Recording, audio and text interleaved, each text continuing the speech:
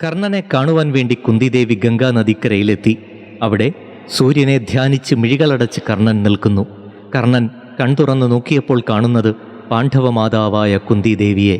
കർണൻ കരങ്ങൾ കൂപ്പിക്കൊണ്ട് പറഞ്ഞു, രാധേയനായ കർണൻ, ഭവതിയെ നമസ്കരിക്കുന്നു. ഈ നേരത്ത് എന്നെ കാണുവാൻ വരാൻ കാരണമെന്താണ്? ഞാൻ എന്താണ് ഭവതിക്ക് വേണ്ടി ചെയ്യേണ്ടത്? കൽപ്പിച്ചാലും. കർണൻ്റെ ഈ വാക്കുകൾ കേട്ട് നെഞ്ചു പൊട്ടുന്ന നൊമ്പരത്തോടെ കുന്തിദേവി പറഞ്ഞു, മകനെ, നീ രാധേയനല്ല, നീ എൻ്റെ പുത്രനാണ്. ലോകം മുഴുവൻ പ്രകാശം പരത്തുന്ന സൂര്യദേവനാണ് നിന്റെ അച്ഛൻ. ഇന്നു മുതൽ പാണ്ഡവർ 6 പേരാകട്ടെ. സഹോദര സ്നേഹത്തോടുകൂടി നിങ്ങൾ ഒന്നിച്ചു നിന്നാൽ അതെത്ര ഐശ്വര്യമാണ്.